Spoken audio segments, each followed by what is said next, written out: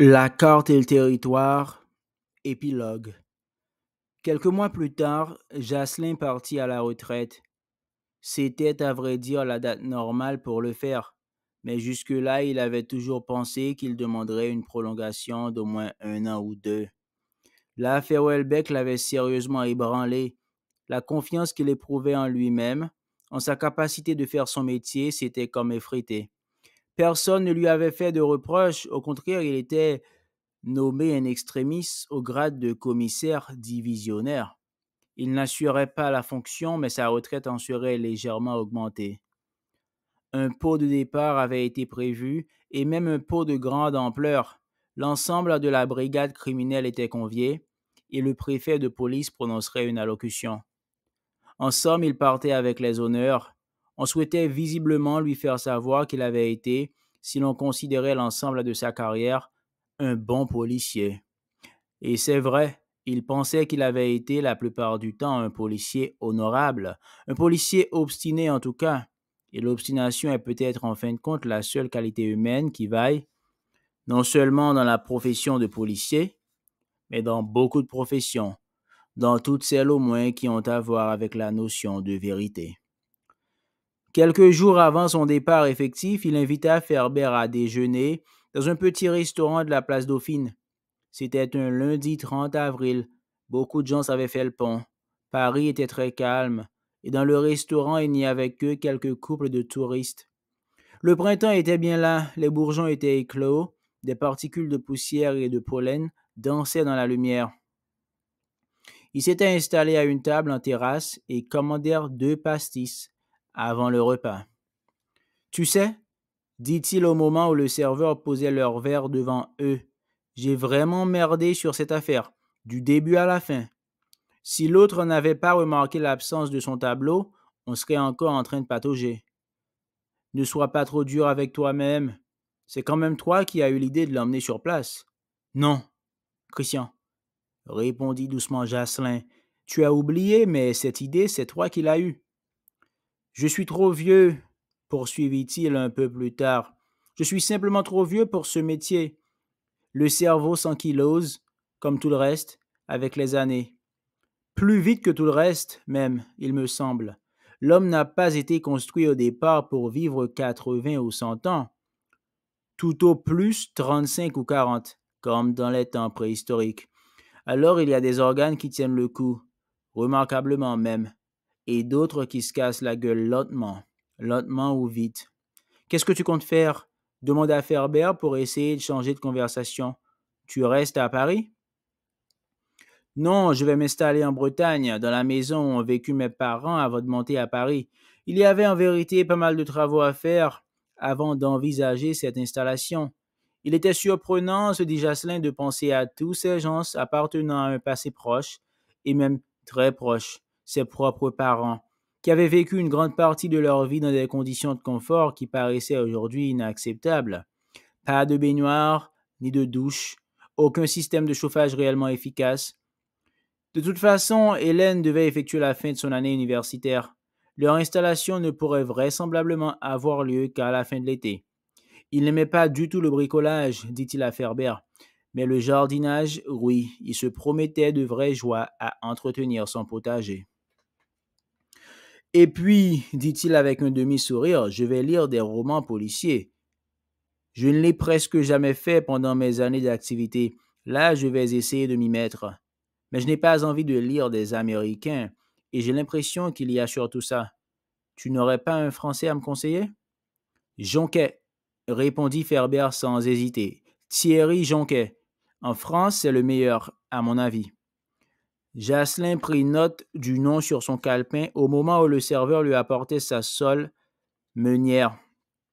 Le restaurant était bon, il parlait assez peu, mais il se sentait heureux d'être avec Ferber une dernière fois. Et il lui était reconnaissant de ne pas prononcer de banalité sur la possibilité de se revoir, de garder le contact.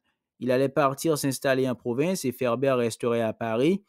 Il allait devenir un bon policier, un très bon policier même.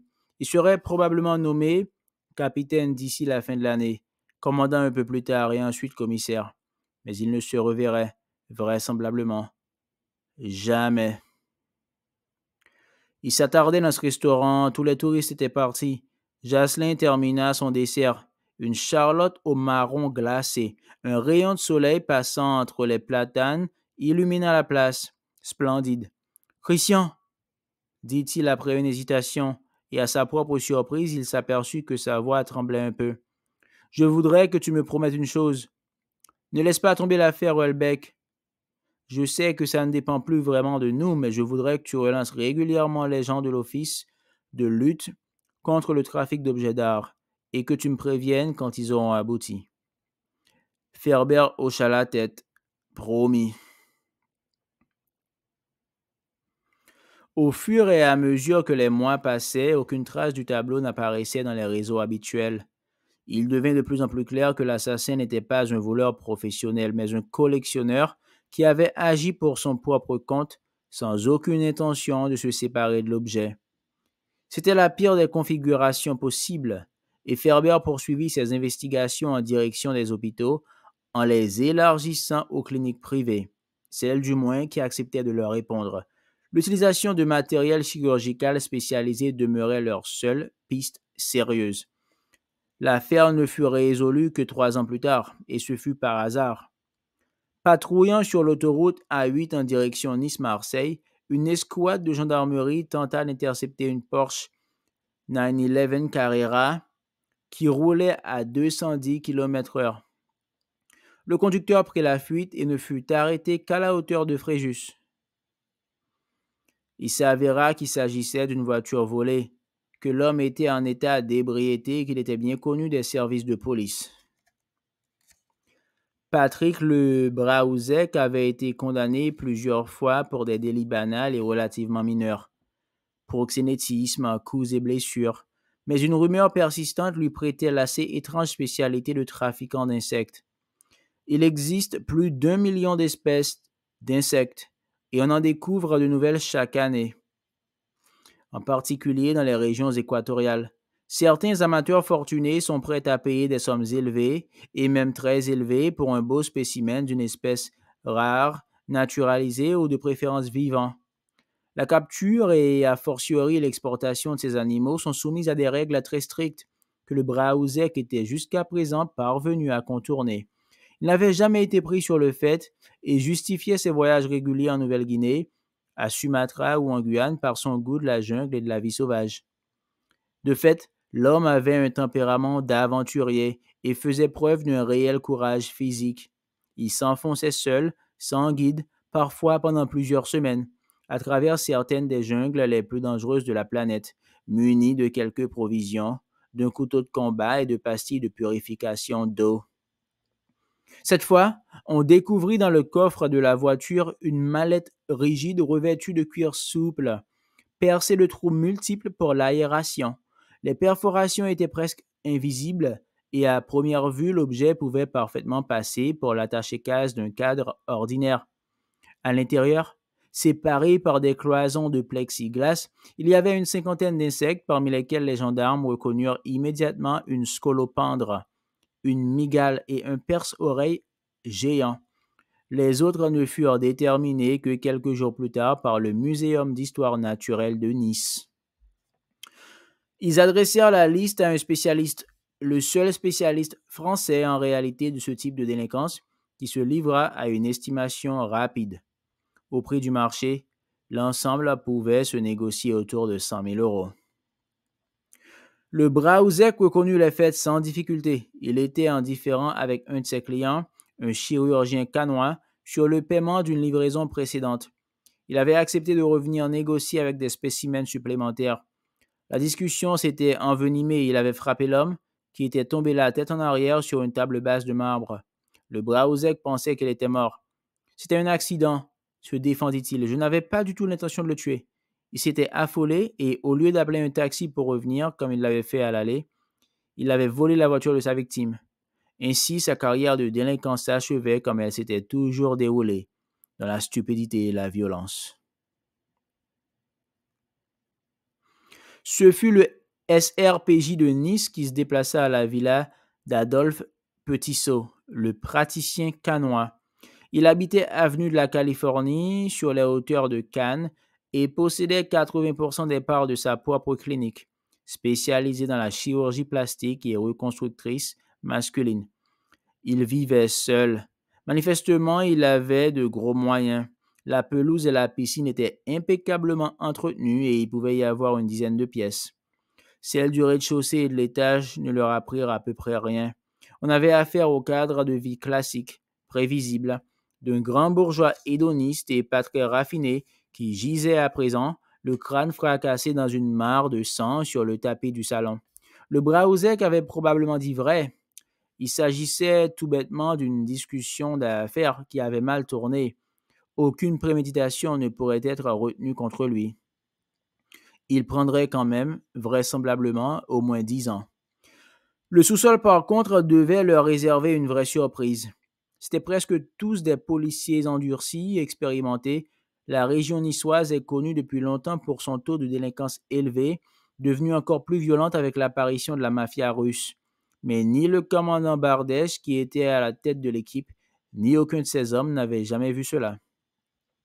Les 4 murs de la pièce, de 20 mètres sur 10, étaient presque entièrement meublés d'étagères vitrées de 2 mètres de haut, régulièrement disposées à l'intérieur de ces étagères, éclairées par des spots, s'alignaient de monstrueuses chimères humaines.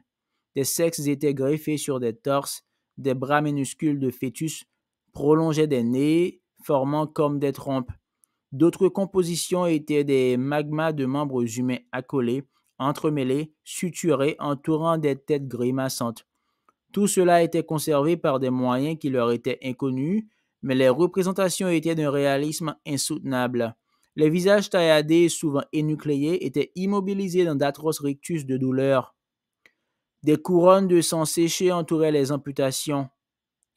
Petit-Saut était un pervers grave qui exerçait sa perversion à un niveau inhabituel.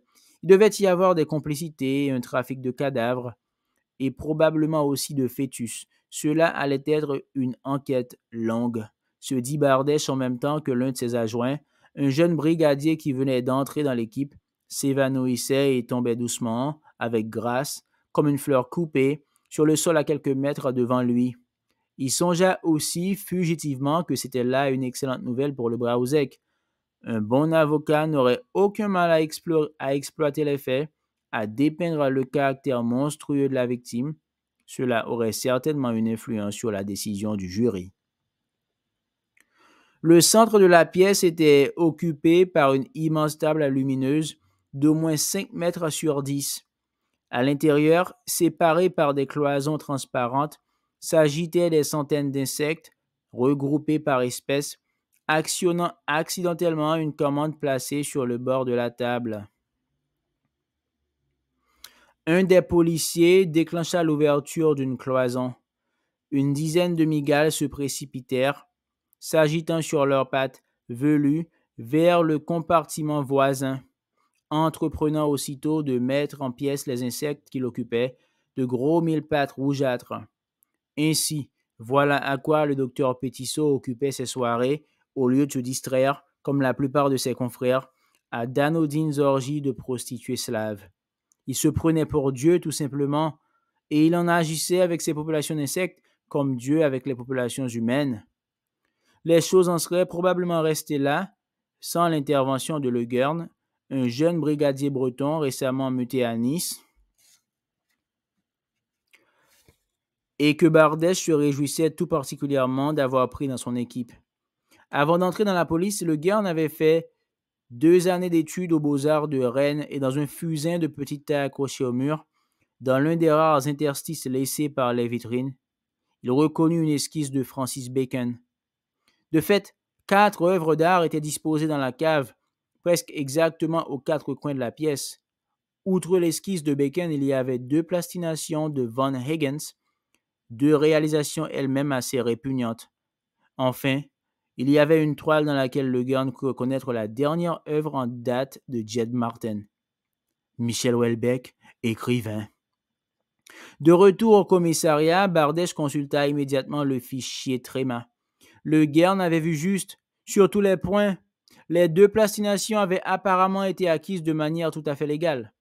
L'esquisse de Bacon avait par contre été volée, une dizaine d'années plus tôt, à un musée de Chicago.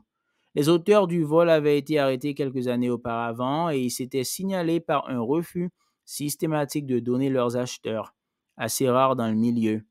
C'était un dessin de format modeste acquis à une époque où la cote de Bacon était en légère baisse, et Petit Saul avait sans doute payé la moitié du prix du marché. C'était le ratio qui se pratiquait habituellement. Pour un homme de son niveau de revenu, c'était une dépense importante, mais encore envisageable.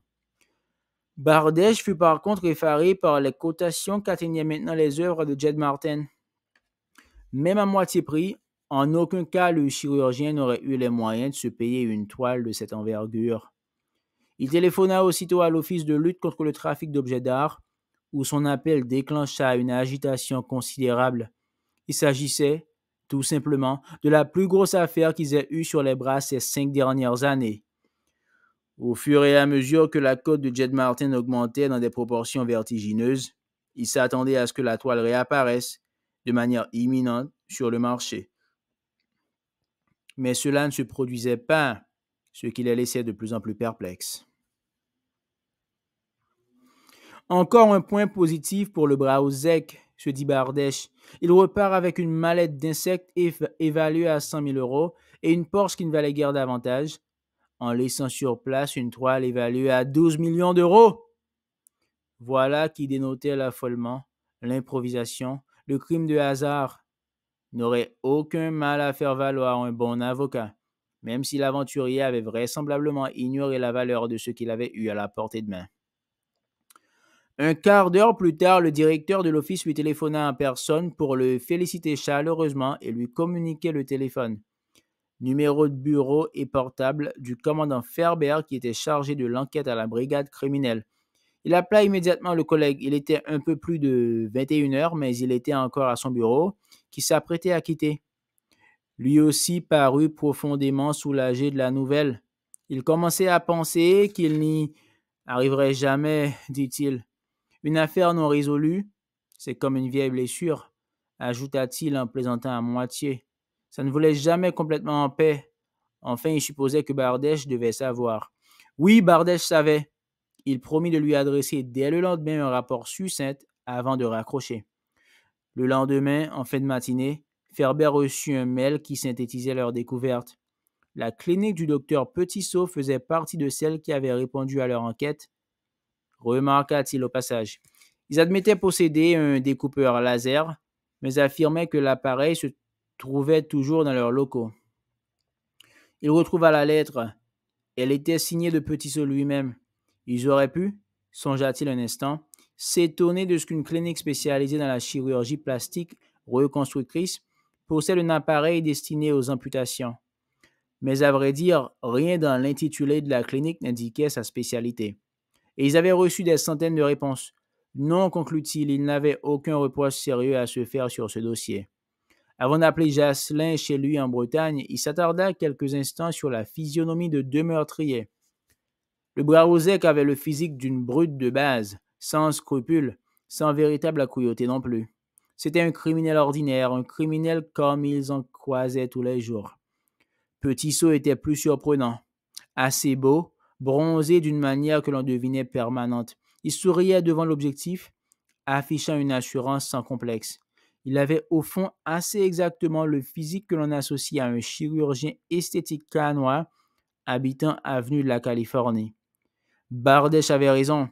C'était le genre de type qui se retrouvait de temps en temps pris dans les filets de la brigade des mœurs. Jamais dans ceux de la brigade criminelle. L'humanité est parfois étrange, se dit-il en composant le numéro. Mais malheureusement, c'était le plus souvent dans le genre étrange et répugnant, rarement dans le genre étrange et admirable. Il se sentait cependant apaisé, serein, et il savait que Jocelyn le serait encore bien davantage, et que c'était maintenant seulement qu'il pourrait vraiment profiter de sa retraite. Même si c'était d'une manière indirecte et anormale, le coupable avait été châtié, l'équilibre avait été rétabli, la coupure pouvait se refermer.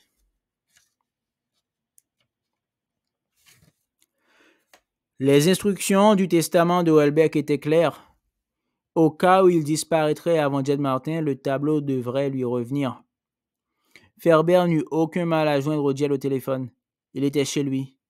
Non, il ne le dérangeait pas. En réalité, si, un peu. Il était en train de regarder une anthologie de la bande à Picsou sur Disney Channel, mais il s'abstient de le préciser.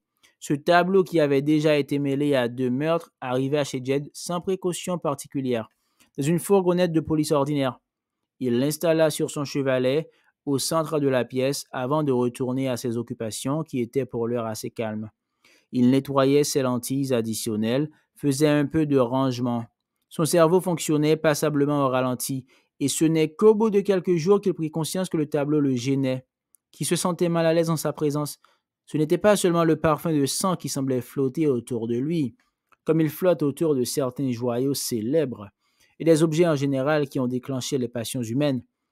C'était surtout le regard de Welbeck, dont l'expressivité fulgurante lui paraissait incongrue, anormale. Maintenant que l'écrivain était mort et qu'il avait vu les pelletées de terre s'écraser une par une sur son cercueil au milieu du cimetière du Montparnasse. Même s'il n'arrivait plus à la supporter, c'était sans conteste une bonne toile. L'impression de vie donnée par l'écrivain était stupéfiante. Il aurait été stupide de jouer la modestie. De là à ce qu'elle vaille 12 millions d'euros, c'était une autre affaire, sur laquelle il avait toujours refusé de se prononcer, lâchant juste une fois à un journaliste particulièrement insistant. Il ne faut pas chercher de sens à ce qui n'en a aucun, retrouvant ainsi sans en être pleinement conscient la conclusion du Tractatus de Wittgenstein. Sur ce dont je ne peux parler, j'ai obligation de me taire. Il téléphona à Franz le soir même pour lui expliquer les événements et son intention de remettre Michel Houellebecq, écrivain, sur le marché.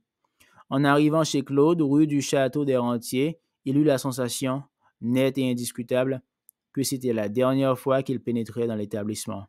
Il sut également que c'était sa dernière rencontre avec Franz. Celui-ci, tassé sur lui-même, était attablé à sa place habituelle devant un ballon de rouge. Il avait pris un coup de vieux, comme si de grands soucis s'étaient abattus sur lui.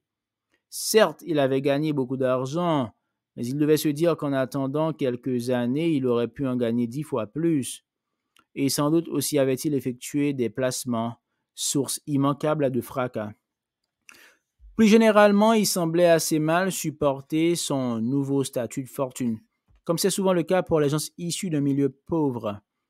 La fortune ne rend heureux que ceux qui ont toujours connu une certaine aisance, qui y sont depuis leur enfance préparés. Lorsqu'elle s'abat sur quelqu'un qui a connu des débuts difficiles, le premier sentiment qui l'envahit, qu'il parvient parfois temporairement à combattre, avant qu'à la fin il ne revienne le submerger tout entier, c'est tout simplement la peur. Jed, de son côté, né dans un milieu aisé, ayant connu le succès très vite, acceptait sans trouble le fait d'avoir un solde créditeur de 14 millions d'euros sur son compte courant. Il n'était même pas sérieusement importuné par son banquier. Depuis la dernière crise financière, bien pire que celle de 2008 qui avait entraîné la faillite du Crédit Suisse et de la Royal Bank of Scotland, sans parler de nombre d'autres établissements moins considérables, les banquiers faisaient profil bas, c'est le moins qu'on puisse dire. Ils tenaient certes en réserve le baratin que leur formation les avait conditionnés à servir. Mais lorsqu'on leur indiquait qu'on n'était intéressé par aucun produit de placement, ils renonçaient tout de suite, émettaient un soupir résigné, rangeaient paisiblement le petit dossier qu'ils avaient préparé, s'excusaient presque. Seul un ultime reste d'orgueil professionnel leur interdisait de proposer un compte sur livret rémunéré à 0,45%. De manière plus générale, on vivait une période idéologiquement étrange, où tout un chacun en Europe occidentale semblait persuadé que le capitalisme était condamné, et même condamné à brève échéance, qu'il vivait ces toutes dernières années, sans que pourtant les partis d'ultra-gauche parviennent à séduire au-delà de leur clientèle habituelle de masochistes hargneux. Un voile de cendre semblait s'être répandu sur les esprits. Ils discutèrent quelques minutes de la situation du marché de l'art, qui était passablement démente. Beaucoup d'experts avaient cru qu'à la période de frénésie spéculative qui avait précédé, succéderait une période plus calme, où le marché croîtrait lentement, régulièrement, à un rythme normal. Certains avaient même prédit que l'art deviendrait une valeur refuge. Ils s'étaient trompés. Il n'y a plus de valeur refuge, comme l'avait récemment titré le Financial Times dans un éditorial. Et la spéculation dans le domaine de l'art était devenue encore plus intense plus désordonné et plus frénétique. Des cotes se faisaient et se défaisaient en un éclair. Le classement Hart Price s'établissait maintenant sur une base hebdomadaire. Ils reprirent un verre de vin, puis un troisième. Je peux trouver un acquéreur, lâcha finalement Franz. Bien sûr, ça va prendre un peu de temps. Au niveau de prix que tu as atteint, il n'y a plus grand monde.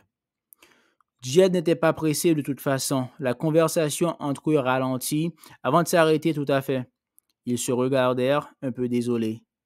On a connu des trucs ensemble, tenta de dire Jed dans un ultime effort, mais sa voix s'éteignit avant même la fin de la phrase. Au moment où il se levait pour partir, Franz lui dit « Tu as remarqué, je ne t'ai pas demandé ce que tu faisais. » J'ai remarqué. De fait, il tournait en rond, c'est le moins qu'on puisse dire. Il était tellement désœuvré que, depuis quelques semaines, il s'était mis à parler à son chauffe-eau. Et le plus inquiétant, il en avait pris conscience l'avant-veille, était qu'il s'attendait maintenant à ce que le chauffe-eau lui réponde. L'appareil produisait-il des vrais bruits de plus en plus variés? Gémissements, ronflements, claquements secs, sifflements de tonalité et de volume variés. On pouvait s'attendre un jour ou l'autre à ce qu'il accède au langage articulé. Il était, en somme, son plus ancien compagnon.